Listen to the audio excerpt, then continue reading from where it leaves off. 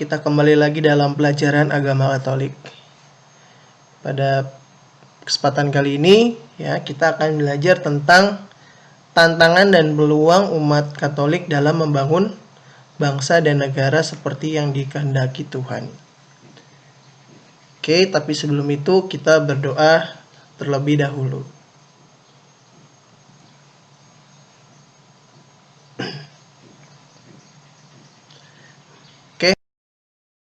Siapkan hati kita. Marilah kita berdoa dalam nama Bapa dan Putra dan Roh Kudus. Amin. Allah Bapa di surga, kami berterima kasih atas waktu yang boleh kami terima ini. Terlebih kami bersyukur atas kesempatan belajar yang Kau berikan. Kami mohon kepadamu ya Tuhan, supaya Engkau menerangi akal budi kami agar dapat menerima pelajaran dengan baik. Berilah kami kekuatan agar dapat memahami pelajaran yang akan kami pelajari ini. Berilah pula kami semangat belajar yang tinggi, supaya kami dapat belajar dengan rajin, tekun dan teratur. Bantu kami selama proses belajar ini, supaya dapat memusatkan perhatian kami hanya pada pelajaran, sehingga tidak mudah terseret oleh godaan yang dapat melemahkan semangat belajar kami. Ya Tuhan, bantulah dan dampingilah kami dalam belajar ini. Amin. Dalam nama Bapa dan Putra dan Roh Kudus. Amin.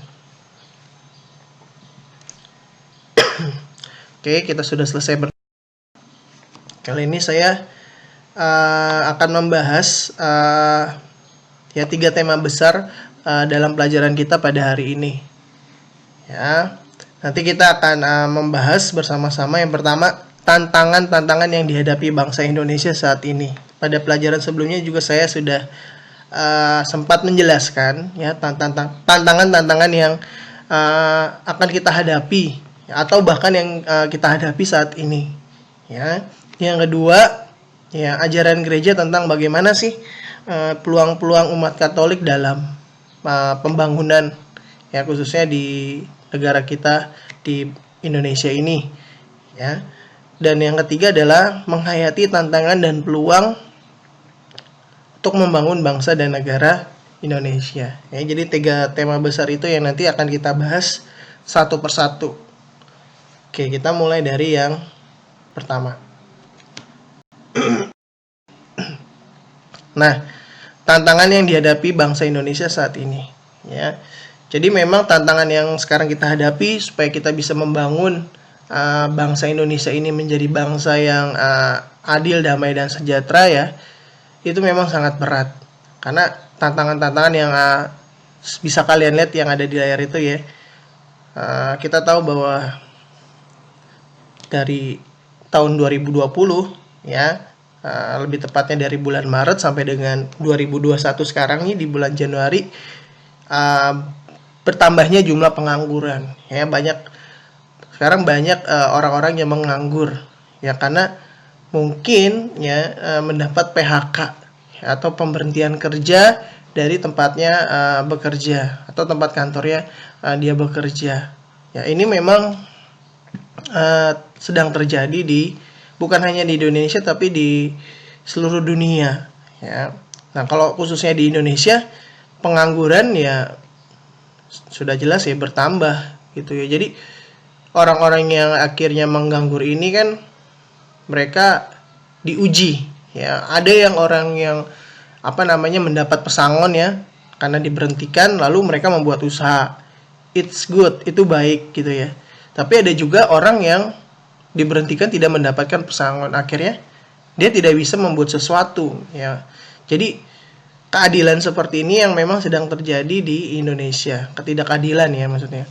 Nah, jadi ada orang yang diberhentikan ya kan, tapi tidak diberikan pesangon. Tapi ada juga orang yang diberhentikan secara sepihak tapi diberikan pesangon ya. Ya mau tidak mau pengangguran jadi bertambah ya. Akibatnya karena pengangguran bertambah, beban pemerintah pun ya semakin besar gitu ya. Khususnya bagaimana mengatasi dan mengurangi pengangguran yang ada saat ini ya. Nah, itu yang terjadi. Lalu karena adanya pengangguran, maka juga angka kemiskinan meningkat. Nah, Jadi kalau mungkin dulu sebelum corona angka kemiskinan kita justru berkurang, tapi ketika corona terjadi malah bertambah lagi. Ya, jadi ibaratnya kita sudah melakukan usaha yang baik selama ini, tetapi menjadi sia-sia ketika corona muncul. Ya, ketika wabah corona ini melanda seluruh dunia, khususnya di Indonesia. Ya, jadinya angka kemiskinannya meningkat kembali. Ya, nah jadi itu ya, sejalan dengan tingginya angka pengangguran, maka angka kemiskinan pun jadi meningkat atau bertambah. Ya. Memang itulah tantangan-tantangan yang kita hadapi saat ini, ya. Terlebih sebagai sebuah bangsa, ya yang masih dikategorikan sebagai negara berkembang. Dengan kondisi seperti itu memang kita harus ekstra untuk ya bangkit sih, agar bisa bangkit dan mengatasi persoalan dan masalah-masalah ini, ya. Lalu berikutnya, nah itu juga saling berkaitan, ya. Bertambahnya jumlah pengangguran, meningkatnya angka kemiskinan, maka yang tadi saya bilang orang-orang yang menganggur ini, yang akhirnya bingung mau berbuat apa, akhirnya melakukan berbagai kejahatan, ya. Jadinya kasus kejahatan bertambah atau semakin meningkat, ya, karena mereka bingung bagaimana mereka mencukupi kebutuhan sehari-hari, sedangkan mereka tidak bekerja. Ya, atau mereka menganggur, mau tidak mau ya mereka mengambil jalan pintas dengan melakukan aksi kejahatan, ya, bermacam-macam. Kalau misalnya sekarang kita lihat di televisi, ya, di berita-berita televisi kita melihat ada kasus penjambretan, ada kasus perampokan, ya, ada kasus juga penodongan, ya, bahkan sampai pembunuhan pun, ya, itu sekarang sedang terjadi gitu ya. Nah, itulah bagaimana satu bidang mempengaruhi bidang-bidang yang lain. Ya, jadi mulai dari tadi saya bilang, karena bertambahnya pengangguran maka angka kemiskinan bertambah, akhirnya orang berbuat kejahatan. Dan itu menjadi tantangan ya bagi kita semua sebagai warga bangsa Indonesia ini, bagaimana supaya kita bisa membangun bangsa Indonesia yang kita idamkan, ya, bangsa yang adil, damai dan sejahtera. Itu memang butuh proses yang ekstra gitu ya, kalau saya katakan. Benar-benar harus kita bergotong royong, ya, bersama-sama membangun bangsa ini, karena tantangan dan masalahnya sangat banyak seperti itu. Belum lagi sekarang, ya, terjadinya bencana alam, ya, seperti tanah longsor, ya, banjir, ya, gempa bumi, apalagi di awal tahun 2021 ini, ya, di bulan Januari ini kita bisa dikatakan banyak sekali terkejadian bencana alam. Ya, kita juga nggak tahu nih ada apa nih, ya, mengapa bencana alam ini khususnya di Indonesia ini, kenapa di awal tahun di bulan Januari ini banyak sekali terjadi. Bahkan ada sebuah artikel berita yang mengatakan bencana alam yang terjadi di Indonesia di awal tahun ini di bulan Januari itu bisa sampai ratusan gitu, ya, di Indonesia sendiri. Jadi ya kita juga nggak tahu nih, ya, maksud dari alam, ya, mengapa terjadi bencana alam. Mungkin ini semacam nasihat dari alam mungkin, ya, atau alam tuh ingin menyampaikan sesuatu bahwa kita sebagai bangsa tuh harus mungkin lebih menghargai alam gitu ya. Mungkin selama ini kita lupa terhadap alam, kita membiarkan alam kita jadi rusak, sehingga alam pun akhirnya tidak bisa melindungi kita manusia. Ya, harusnya kan sebenarnya kalau kita bisa melindungi alam, maka alam kan akan bisa melindungi manusia. Nah, ketika kita nggak bisa melindungi alam ini, maka alam pun juga tidak bisa melindungi kita, ya, sebagai seorang manusia gitu. Jadinya ya hukum alam aja gitu. Apa yang kita tabur itulah yang kita tuai. Begitu juga hubungan kita dengan alam gitu ya. Dan juga ya mungkin ini ada pesan mungkin ya dari Tuhan sendiri kepada bangsa Indonesia. Ya. Ya, jadi ya Akhirnya kan kita bergotong royong nih, ya, bersama-sama membantu korban yang menjadi korban tanah longsor, banjir, gempa bumi. Ya akhirnya ya semakin tantangannya semakin berat juga, ya, untuk kita menuju bangsa yang Indonesia yang adil, damai dan sejahtera. Ya semakin berat, tapi masih ada harapan. Ya jangan pernah hilang harapan. Ya, ditambah lagi ya kasus korupsi yang terjadi di pemerintahan kita sekarang. Kita tahu bahwa ketika kita sedang dalam wabah corona, kita seharusnya mendapatkan bantuan sosial. Ya, bantuan sosialnya pun ternyata dikorupsi oleh menterinya sendiri. Nah ini kan sebenarnya juga gimana gitu ya, bagaimana Indonesia ini bisa maju, bisa sejahtera kalau menterinya sendiri aja nggak bisa memberikan dampak yang signifikan gitu untuk bangsa dan negara ini. Justru malah terjadinya penurunan moral gitu ya kalau menurut saya. Sehingga gimana ya, lagi kondisi musibah begini, lagi wabah begini, malah mengambil kesempatan dalam kesempitan itu gimana tuh rasanya. Kayak kita udah dalam kondisi susah, tetapi orang ini seperti menutup mata gitu ya terhadap apa yang sedang terjadi bukan hanya di Indonesia tetapi di dunia gitu ya. Harusnya kan itu bantuan itu untuk masyarakat gitu, tapi malah dikorupsi. Ini kan juga benar-benar udah gak ada hati nuraninya lah. Nah jadi kita juga menjadi kehilangan kepercayaan juga nih kepada orang-orang yang ada di dalam pemerintahan. Ya, tetapi tetap kita masih mempunyai harapan bahwa ya pasti masih ada orang-orang yang jujur, orang-orang yang ingin memajukan Indonesia melalui pemerintahan ya, melalui pelayanan di pemerintahan. Ya, makanya kita berdoa supaya pejabat-pejabat kita itu benar-benar bekerja dengan sungguh-sungguh ya, dan juga ya memang benar-benar memiliki tujuan ya untuk memajukan bangsa Indonesia ini. Ya, kita berdoa dan berharap semoga kejadian korupsi ini tidak terjadi lagi, karena ada 2 kejadian korupsi ya di tahun 2020 yang lalu itu.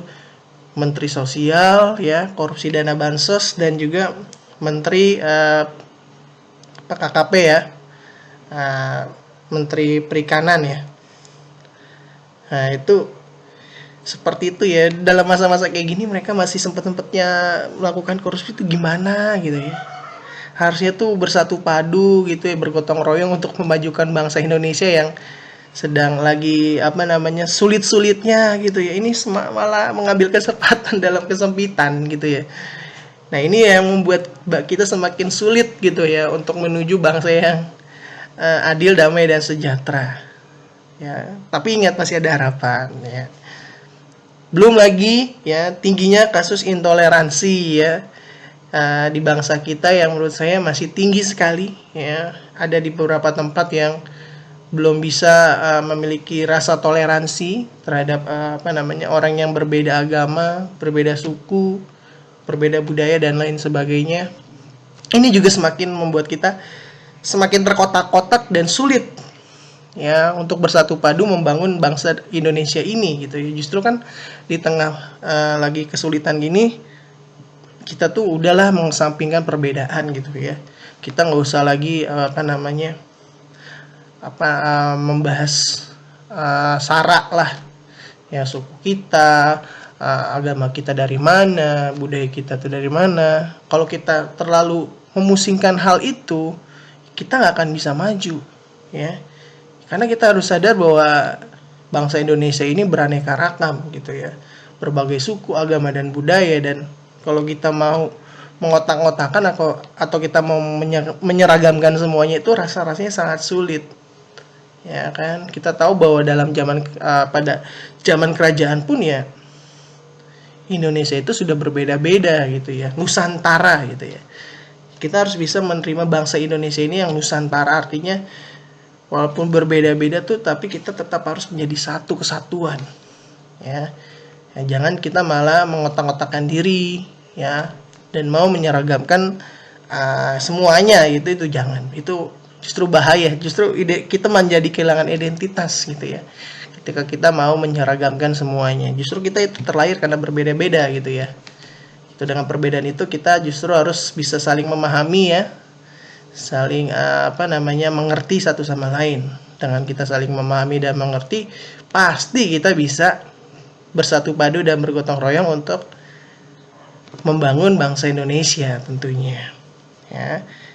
Nah, kan akhirnya kan karena intoleran itu kan terjadinya pengkotak-kotakan, orang akhirnya individualis kan, sendiri-sendiri gitu ya. Nah, terlebih lagi di masa-masa corona ini gitu ya. Orang ya ada yang semakin individualis gitu ya, munculnya paham individualisme karena mungkin di wabah corona ini, di masa wabah corona ini orang-orang jarang bertemu dan bertemu secara secara online gitu ya, sehingga mereka mempunyai pemahaman bahwa ya udah kita menjadi individualis saja gitu ya, kita tidak usah mengandalkan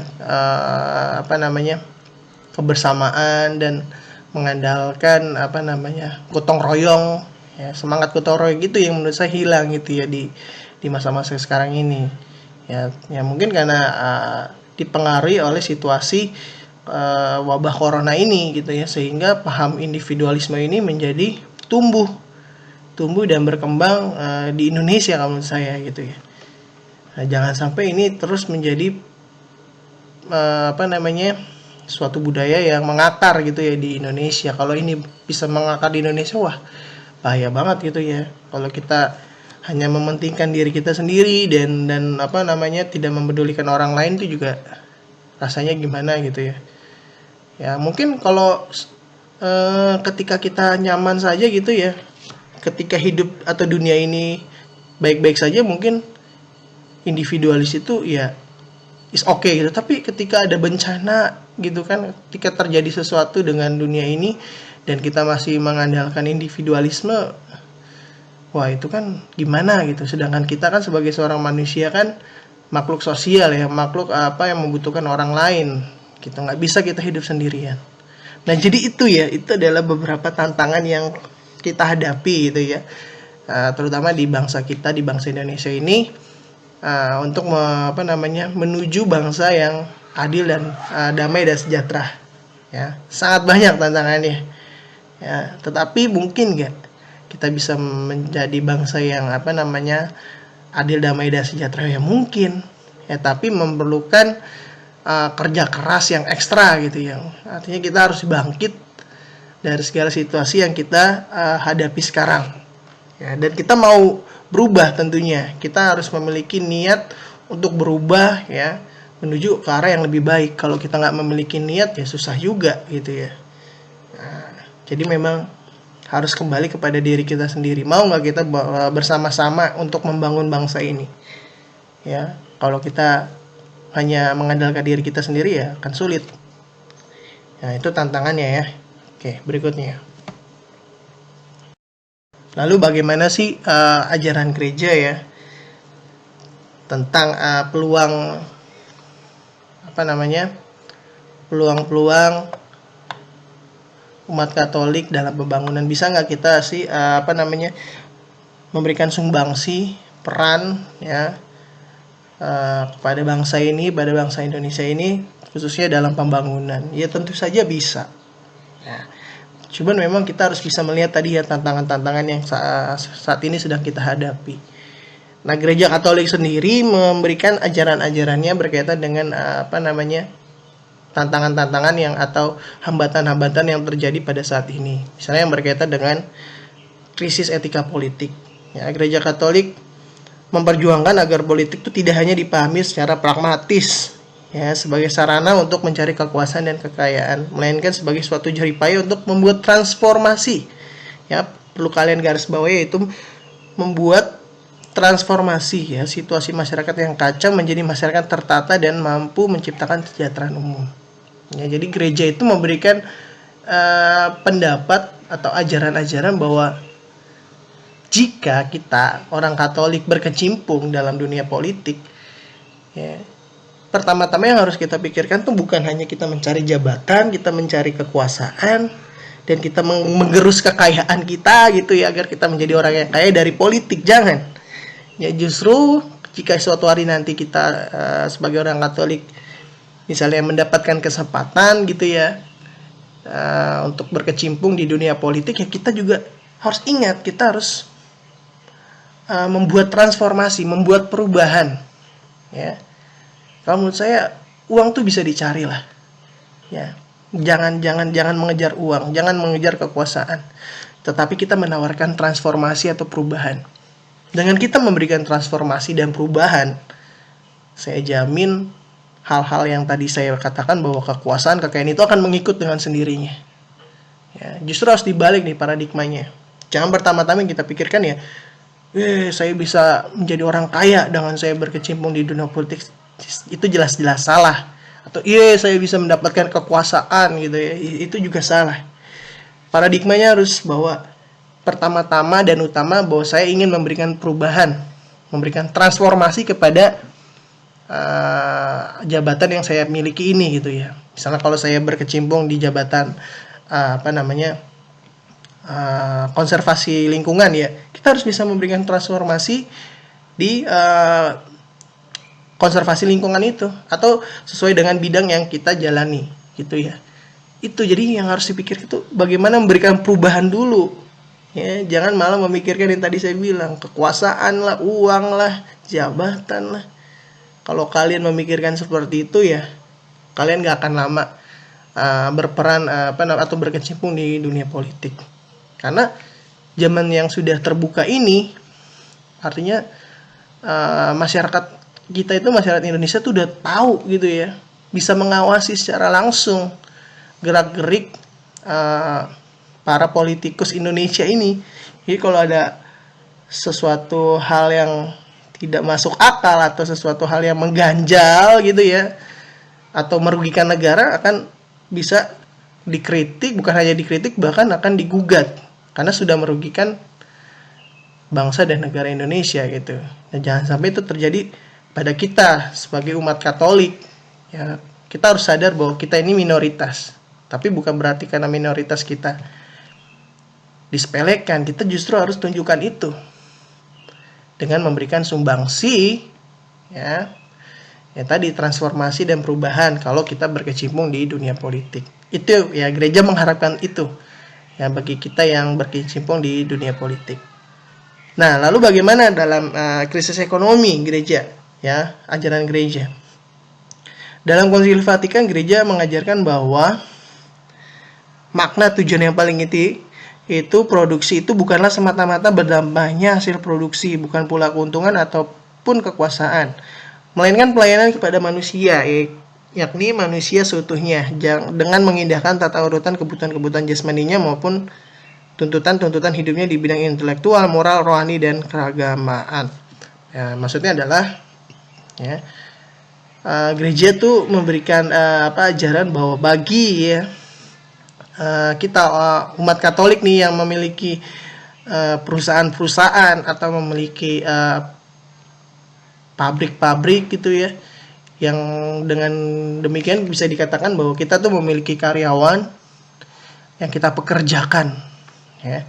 Nah, jangan kita hanya berfokus bagaimana mendapatkan keuntungan, tapi kita lupa untuk memanusiakan karyawan yang kita miliki. Ya, jadi gereja tuh memberikan pendapat bahwa kalau kita misalnya menjadi seorang pengusaha, kita harus bisa memberikan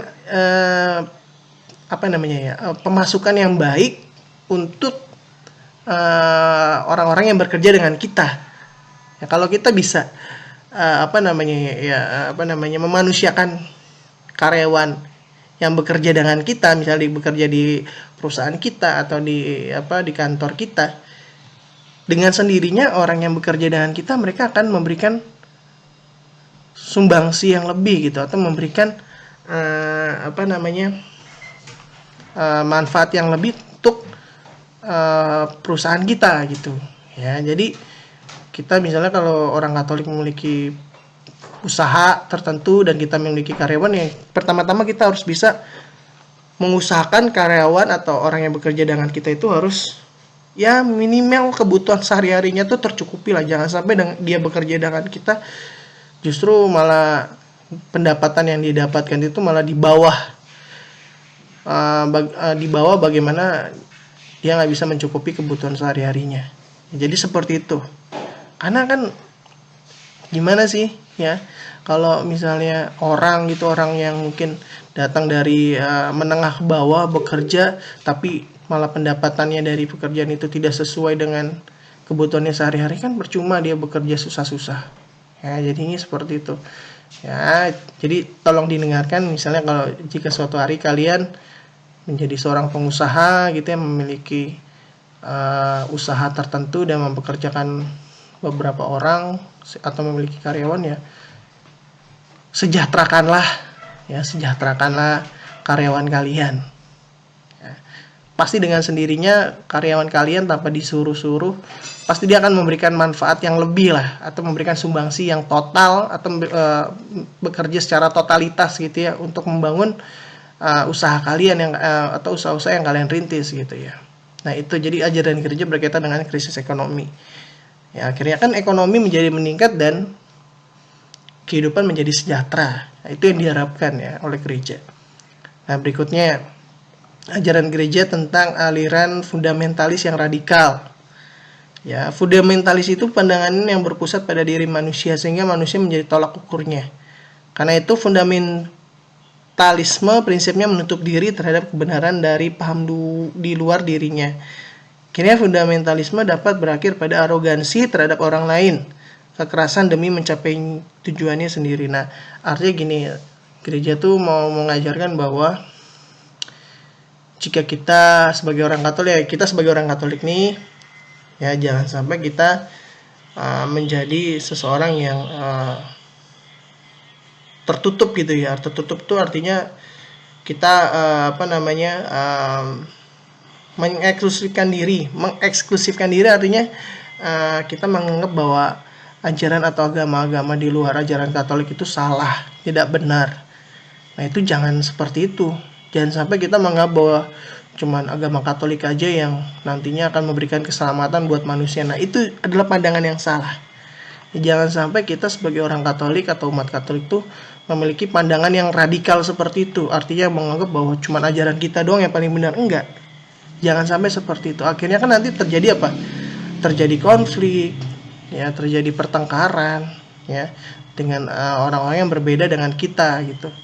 Jadi yang gereja harapkan artinya kita bisa menerima perbedaan. Kita harus bisa terbuka dan kita juga harus bisa menghargai kebebasan beragama, ya, kebebasan beragama. Karena ya kita tahu bahwa di Indonesia ini ya memiliki 6 agama yang diakui, ya, yaitu Katolik, Kristen, Islam, lalu Hindu, Buddha, dan Konghucu. Nah, 6 agama ini yang harus kita hormati gitu, karena memang sudah diakui di Indonesia. Ya, justru kita harus bisa menghargai perbedaan-perbedaan tersebut. Ya, jangan sampai kita malah, tadi saya bilang, nggak bisa menghargai perbedaan-perbedaan itu. Jangan sampai itu terjadi pada kita sebagai orang Katolik. Ya, jadi gereja mengharapkan sebagai pengikut Kristus kita harus bisa menghargai kebebasan beragama. Ya, jika kita beriman kepada Yesus, janganlah kita menyepelekan atau tidak menghargai agama orang yang berbeda dengan kita. Ya, karena Yesus sendiri tidak mengajarkan seperti itu. Ya.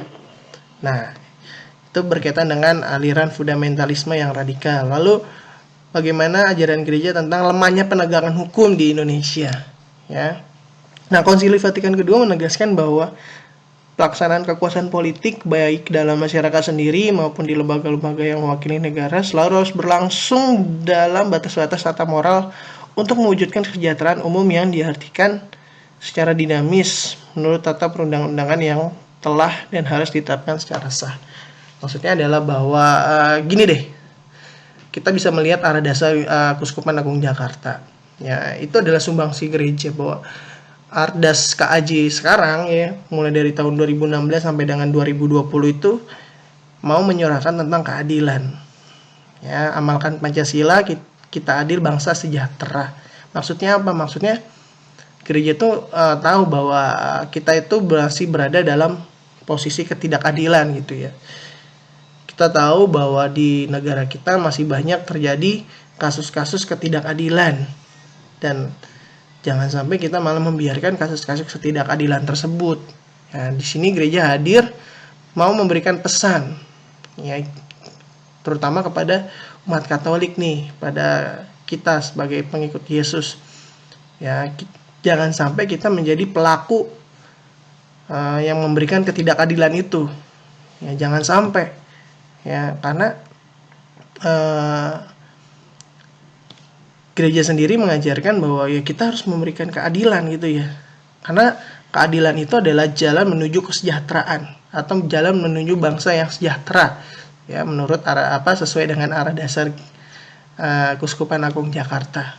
Ya, amalkan Pancasila, kita adil, bangsa sejahtera. Ya, jadi bagaimana kita bisa mau menuju bangsa yang sejahtera kalau kita sendiri tidak bisa memberikan rasa keadilan kepada orang lain? Ya, bangsa ini tidak akan pernah sejahtera jika tidak bisa memberikan keadilan, ya, kepada orang-orang, secara khusus orang-orang yang sebenarnya memang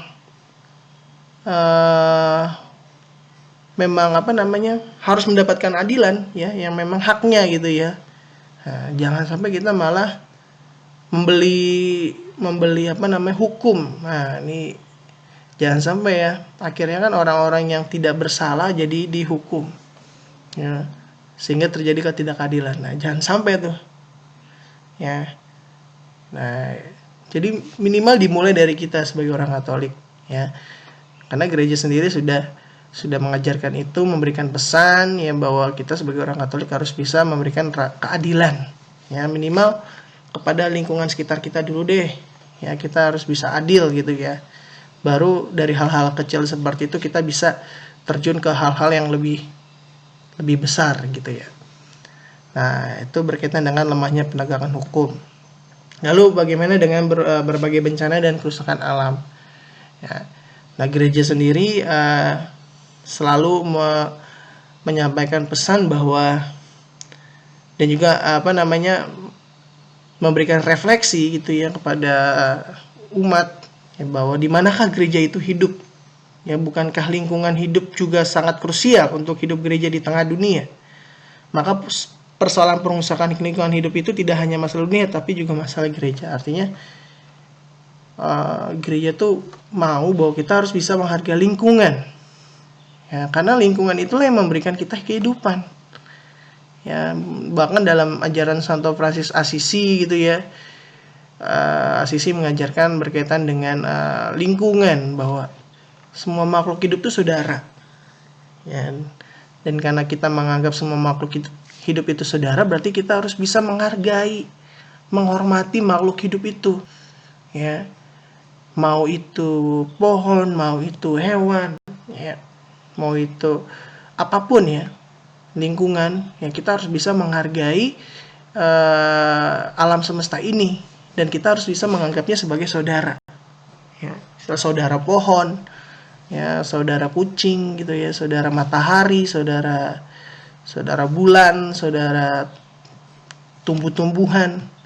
Dengan kita memiliki perspektif bahwa semuanya adalah saudara, kan berarti kita harusnya ya sebagai seorang saudara yang baik, kita tidak melukai saudara kita atau dengan merusak lingkungan kita, ya. Jadi seperti itu pandangan gereja. Jangan sampai kita malah sebagai orang Katolik nih, malah kita memberikan atau kita merusak lingkungan. Waduh, kalau udah merusak lingkungan berarti kita nggak menyatakan ajaran gereja itu. Ya, jadi itulah ajaran-ajaran gereja, bagaimana sih kita sebagai umat Katolik atau orang Katolik memberikan sumbangsi dalam pembangunan, ya, sesuai dengan tantangan-tantangan yang ada pada masa sekarang ini. Ya, semoga kita bisa memahami ini dan mewujud nyatakan apa yang sudah tadi saya jelaskan. Ya, minimal dimulai dari lingkungan tempat tinggal kita sendirilah, seperti itu. Ya, harusnya sih bisa. 3. Ya, kita belajar menghayati tantangan tersebut dan belajar menghayati peluang tersebut dengan menggali inspirasi dari tokoh-tokoh nasional Katolik tentunya. Ya. Nah, kita juga harus tahu nih, harus tahu dan harus mengingat bahwa orang Katolik itu juga memberikan sumbangsi yang besar untuk bangsa dan negara Indonesia. Ya, mungkin dari nama-nama yang kalian lihat ya, sudah kalian bisa baca sendiri ya. Seperti I.C. Kasimo, ada L.B. Murdani, W.R. Supratman, Frans Seda, Agustinus Adi Sucipto, Ignatius Jonan, dan juga Mary Riana. Dan masih banyak tokoh-tokoh lain yang tidak saya masukkan di PowerPoint teks ini gitu ya. Tapi tokoh-tokoh yang saya tampilkan ini memang sudah memberikan sumbangsi yang besar untuk bangsa dan negara Indonesia. Ya, mungkin mulai dari I.J. Kasimo. Ya, kita tahu bahwa I.J. Kasimo itu ya menjadi pahlawan nasional lah. Ya, pahlawan bangsa Indonesia. Apa sih sumbangsi I.J. Kasimo terhadap bangsa dan negara Indonesia? Sudah jelas bahwa pada masa kemerdekaan Indonesia, I.J. Kasimo tuh terlibat dalam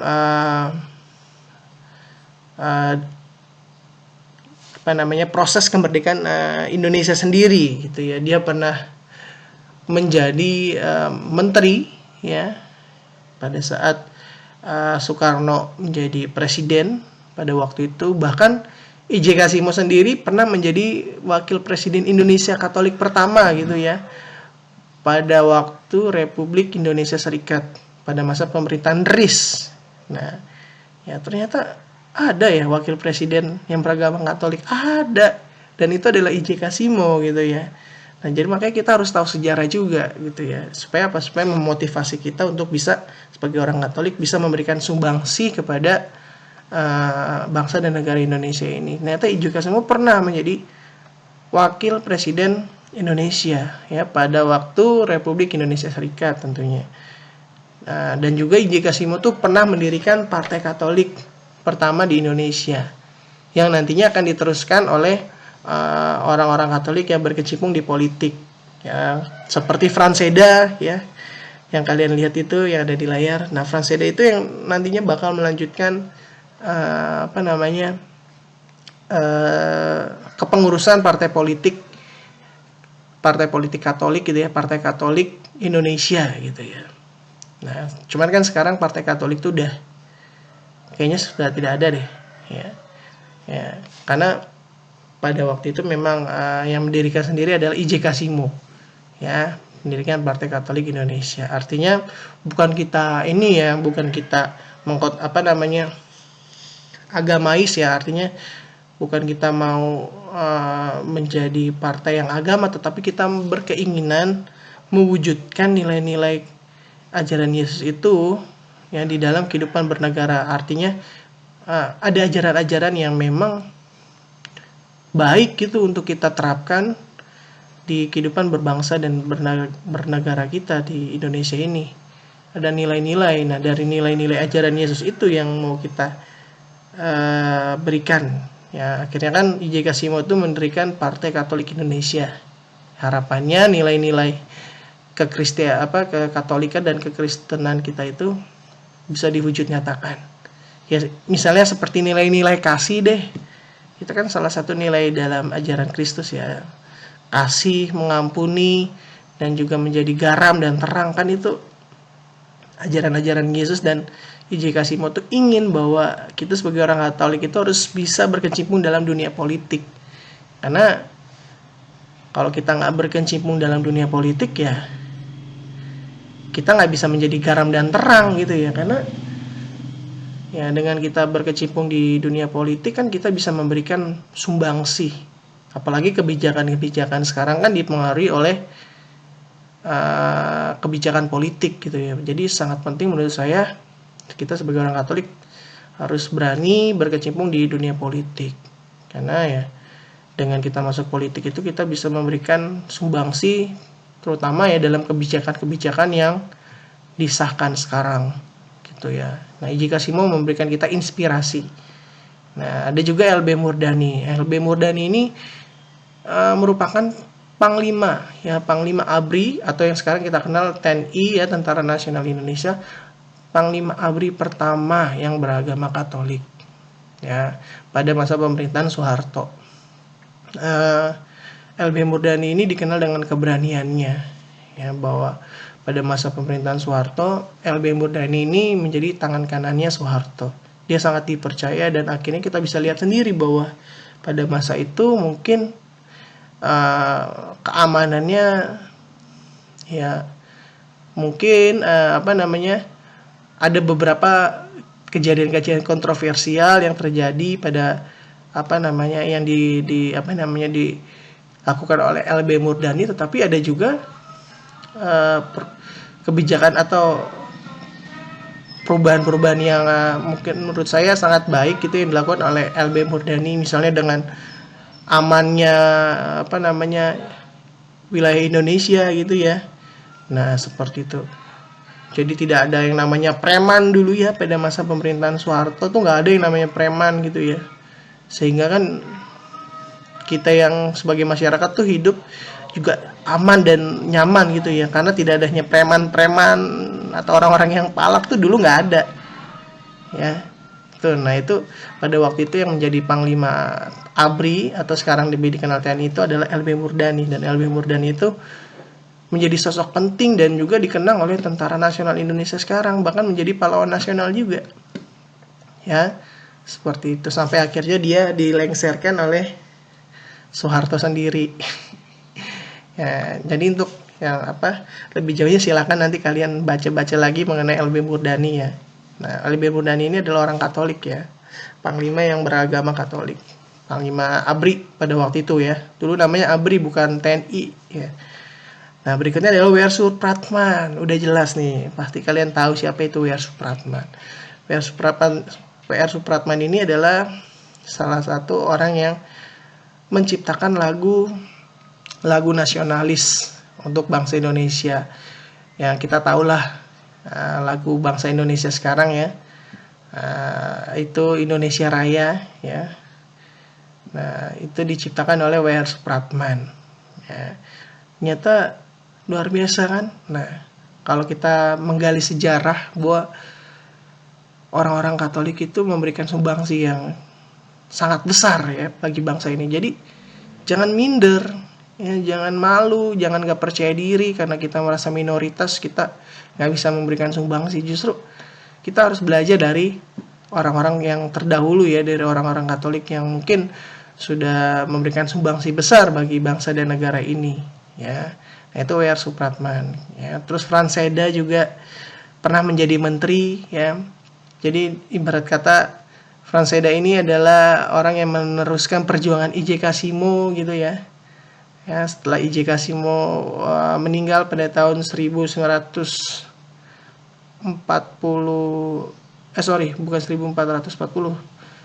mungkin sekitar 1980-an deh kalau nggak salah ya. Ibaratnya I.J. Kasimo tuh akhirnya kan sakit gitu ya, dan perjuangan itu dilanjutkan oleh Frans Seda. Nah, Frans Seda ini terkenal sekali ya, apalagi dia ini memberikan sumbangsi yang besar, apalagi di dunia pendidikan ya. Kita tahu bahwa Universitas Atmajaya ya, itu yang mendirikan adalah Frans Seda ya. Kalau kalian tahu Universitas Atmajaya, itu alma mater saya gitu ya. Nah, itu pendirinya adalah Frans Seda. Nah, Frans Seda juga pernah menjadi menteri ya, menteri perhubungan, lalu menteri hukum dan HAM ya, dan juga jabatan-jabatan lain ya. Banyak sekali sumbangsi yang sudah dilakukan oleh Frans Seda bagi bangsa dan negara ini. Nah, lalu Agustinus Adi Sucipto. Siapa nih Agustinus Adi Sucipto? Ya, Agustinus Adi Sucipto ini adalah seorang tentara ya. Tentara tentara di Angkatan Udara ya. Kalau dulu namanya AURI, Angkatan Udara Republik Indonesia gitu ya. Nah, Adi Sucipto ini menjadi orang pertama yang menerbangkan pesawat ya. Orang yang menerbangkan pesawat di Indonesia nih. orang Indonesia pertama yang menerbangkan pesawat itu ya si Adi Sucipto. Ya, dan Agustinus Adi Sucipto ini ya beragama Katolik. Luar biasa kan? Bahkan saking luar biasanya Agustinus Adi Sucipto ini, dia mendirikan sekolah penerbangan ya di Yogyakarta. Sampai dengan sekarang masih ada sekolahnya. Nah, itu kan sekolah penerbangan pertama yang berdiri di Indonesia. Artinya bahwa luar biasa sekali gitu ya. Kita tuh memberikan sumbangsi yang begitu besar kepada bangsa dan negara ini gitu. Nah, jadi ya kita bisa belajar juga dari Agustinus Adi Sucipto ini. Bahkan Agustinus Adi Sucipto ini karena mungkin jasa-jasanya begitu besar, ya dia sampai digelari pahlawan nasional ya. Dan juga dia namanya itu dijadikan salah satu nama bandara di Yogyakarta ya. Kalau kalian lihat nama bandara di Yogyakarta itu namanya Bandara Adi Sucipto. Nah, itu untuk mengenang Agustinus Adi Sucipto karena jasa-jasanya. Ya, Agustinus Adi Sucipto sendiri dia meninggal atau gugur dalam peperangan melawan Belanda ya. Dia gugur ketika dia tewas gitu ya dalam peperangan udara melawan pasukan Belanda. Akhirnya karena jasa-jasanya begitu besar, akhirnya dia digelari pahlawan nasional.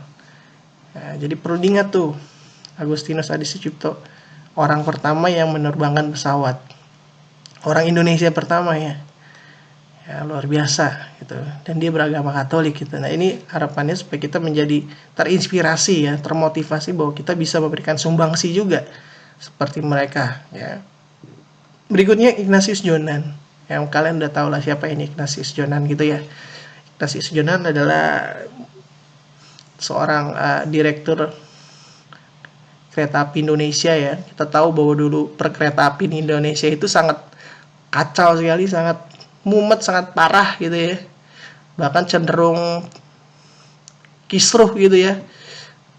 Dan tidak layak untuk dinaiki gitu ya. Tetapi Ignatius Jonan hadir dan memberikan sumbangsi yang begitu luar biasa bagi transformasi atau perubahan dalam perkeretaapian Indonesia. Ya, itu luar biasa sekali deh sumbangsinya Ignatius Jonan. Bahwa dia tuh merubah citra kereta api yang dulunya tidak disukai oleh masyarakat atau orang tuh males lah naik kereta tuh ya. Karena mungkin udah panas lalu sumpek gitu karena berdempet-dempetan, bahkan ada yang naik di atas kereta ya membahayakan nyawanya sendiri. Nah, itu diubah sama Ignatius Jonan dengan sistem yang sangat bagus, dan sekarang kita bisa melihat sendiri ya sistem perkeretaapian di Indonesia itu ya menjadi cerminan bagi bangsa dan negara lain ya. Kita tuh juga sudah diakui lah, sistem perkeretaapian Indonesia ini sudah diakui oleh bangsa dan negara-negara lain bahwa perkeretaapian di Indonesia itu sudah mulai bagus, sudah mulai membaik gitu ya. Nah, kalau misalnya kita naik kereta sekarang kan sudah enak, sudah nyaman, apalagi kalau misalnya kita naik KRL gitu ya. KRL Jabodetabek gitu ya. Itu udah enak gitu, nggak kayak dulu. Kalau dulu kan masih ada pedagang-pedagang gitu kan, yang jualan gitu. Wah, ada topeng monyet, bahkan ada tukang cangcimen gitu yang jual di kereta. Nah, sekarang itu nggak ada lagi. Itu udah diganti sistemnya. Jadi nggak ada lagi yang namanya jualan di dalam kereta. Jadi orang yang naik kereta adalah yang memang penumpang kereta, dan jadinya kan bisa menikmati perjalanan dengan enak gitu, dengan baik juga ya, seperti itu. Nah, selain itu karena mungkin Ignatius Jonan ini sudah memberikan sumbangsi yang besar gitu ya bagi perkeretaapian Indonesia, akhirnya dia dipercayakan menjadi Menteri Perhubungan gitu ya. Ya, dia sempat menjadi Menteri Perhubungan, dan juga dia ada sempat menjadi menteri saya juga lupa, satu lagi menteri yang dia jabati itu. Nah, jadi seperti itu ya. Tapi yang paling terkenal itu adalah sumbangsi Ignatius Jonan bagi perkeretaapian Indonesia, dan sampai sekarang ini masih dinikmati ya. Jadi itu ya, kita sebagai orang Katolik harus bisa memberikan sumbangsi atau transformasi atau perubahan ya di tempat kita bekerja ataupun tempat tinggal kita gitu ya. Lalu yang terakhir adalah Mary Riana. Siapa sih ini Mary Riana? Ya mungkin kalian sudah kenal juga nama Mary Riana, tapi mungkin ada yang tidak terlalu begitu kenal apa yang dilakukan oleh Mary Riana. Nah, Mary Riana ini adalah seorang pengusaha ya yang beragama Katolik. Ya, dia dulu bersekolah SD di Don Bosco, lalu SMP di Santa Ursula, dan juga SMA-nya di Santa Ursula. Jadi di sekolah Katolik semua sebenarnya Mary Riana ini. Jadi nilai-nilai kekatolikan atau nilai-nilai dari ajaran Yesus Kristus mungkin sudah pernah diajarkan kepada Mary Riana. Sehingga ketika dia mulai menata kehidupannya, ya jenjang karirnya, dia memang memiliki mental yang begitu kuat dan luar biasa gitu ya. Dia pernah, si Mary Riana ini pernah makan tuh cuman hanya mie aja gitu ya. Dia ini waktu tahun 1998 ketika terjadi kerusuhan di Indonesia, krisis moneter, dia disekolahkan di Singapura. Ya. Nah, di salah satu kampus di Singapura, tapi dia karena di sekolah Singapura itu dia mahal, tapi akhirnya karena mahalnya biaya di Singapura itu di di universitas di Singapura itu, karena biaya yang begitu mahal, akhirnya dia tidak mendapatkan uang jajan yang begitu banyak, bahkan lebih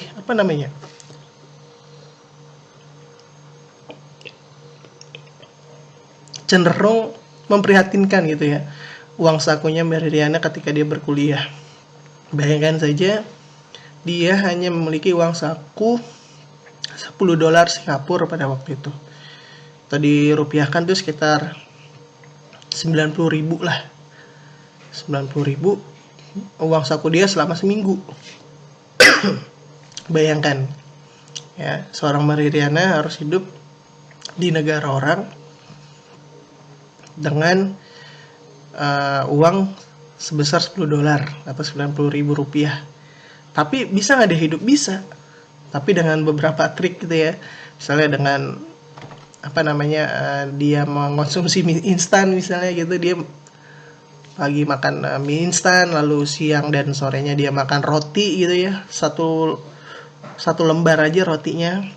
Bahkan dia harus ikut pertemuan supaya dia bisa mendapatkan makan malam gratis gitu ya, pertemuan atau seminar gitu, karena di tempatnya berkuliah ada pertemuan yang mungkin ada santap makan malamnya gitu, atau menghadirkan perjamuan makan. Nah, itu dia siasati itu supaya dia bisa makan ya. Tapi luar biasa perjuangan Mary Riana ini ya, sampai nanti dia dikenal dengan manusia $1 juta gitu ya. Nah, di usianya ke 26 tahun dia sudah bisa menghasilkan $1 juta Amerika. Bayangkan coba ya, $1 juta Amerika dari posisi ketika dia kuliah nggak punya apa-apa, sampai dia bisa memiliki pemasukan yang begitu luar biasa dan bisa mempekerjakan banyak karyawan ya. Nah, itu kan luar biasa gitu ya, itu menjadi motivasi kita. Dan akhirnya kan setelah selesai kuliah lebih tepatnya, dia tidak tinggal di Singapura, dia kembali ke Indonesia, dan dia ke Indonesia untuk membangun usahanya dan mendirikan perusahaan-perusahaan. Nah, ini menjadi inspirasi ya, dan akhirnya kan mempekerjakan orang-orang di Indonesia gitu ya. Akhirnya memberikan dampak ekonomi gitu ya bagi orang-orang yang ada di Indonesia. Nah, inilah ya beberapa tokoh yang menjadi inspirasi kita ya. Mereka adalah beragama Katolik ya, dan bukan tidak mungkin kita bisa mengikuti jalannya mereka. Apa yang mereka lakukan ini menjadi inspirasi kita semua, bahwa kita bisa ya seperti mereka memberikan dampak dan sumbangsi yang besar bagi bangsa dan negara Indonesia. Ya, tujuannya satu, yaitu untuk membangun bangsa Indonesia yang adil, damai, dan sejahtera.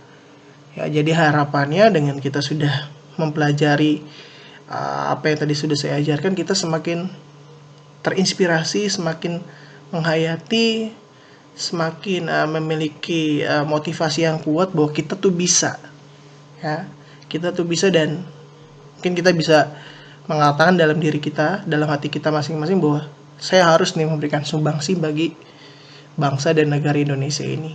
Mereka bisa, masa saya nggak bisa, gitu ya. Mungkin kita the next orang-orang Katolik yang bisa memberikan sumbangsi bagi bangsa dan negara ini, who knows gitu, siapa yang tahu gitu ya. Makanya kembali lagi kepada diri kalian masing-masing. Ya, kalianlah yang menentukan jalan kehidupan kalian sendiri gitu ya. Jadi silakan direnungkan pelajaran ini. Apalagi kalian sudah kelas 12. Ya, ibaratnya welcome to the jungle, artinya nanti ketika kalian sudah lulus sekolah, ya kalian akan mulai menata masa depan kalian gitu ya. Mulai menatap masa depan kalian gitu. Kira-kira saya mau jadi apa nanti di masa mendatang. Ya, itu dari saya. Semoga kalian tetap semangat dan tetap memiliki niat yang kuat untuk memberikan sumbangsi dan peran bagi bangsa dan negara Indonesia. Saya mengucapkan terima kasih banyak. Oke, kalau begitu kita akhiri pertemuan kita pada hari ini dengan berdoa penutup. Mari kita berdoa dalam nama Bapa dan Putra dan Roh Kudus. Amin. Tuhan Yesus, kami berterima kasih karena pada hari ini kami sudah belajar bagaimana kami memahami tantangan dan peluang-peluang yang bisa kami berikan kepada bangsa dan negara Indonesia ini. Kami berdoa bagi bangsa dan negara kami, kiranya Engkau selalu memberikan kedamaian, Engkau memberikan kesejahteraan, keadilan, dan juga Engkau semoga selalu melindungi bangsa dan negara kami ini dari segala mara bahaya. Kiranya orang-orang yang sedang terkena musibah di awal tahun ini, kiranya Engkau berikan kekuatan, Engkau berikan jalan keluar agar mereka mampu keluar dari musibah yang mereka alami. Kiranya Tuhan, kami berdoa pula bagi kami yang sudah kelas 12 ini, kiranya kami terinspirasi dari tokoh-tokoh Katolik yang kami sudah ketahui. Kiranya tokoh-tokoh Katolik ini menjadi inspirasi kami, bahwa kami pun bisa memberikan sumbangsi dan memberikan peran bagi bangsa dan negara Indonesia ini. Kiranya Tuhan, kami serahkan segala kehidupan kami, segala rencana-rencana kami serahkan masa depan kami ke dalam tangan-Mu, demi Kristus Tuhan dan pengantara kami. Amin. Dalam nama Bapa dan Putra dan Roh Kudus. Amin. Terima kasih teman-teman semuanya. Sampai jumpa di pertemuan berikutnya. Dah.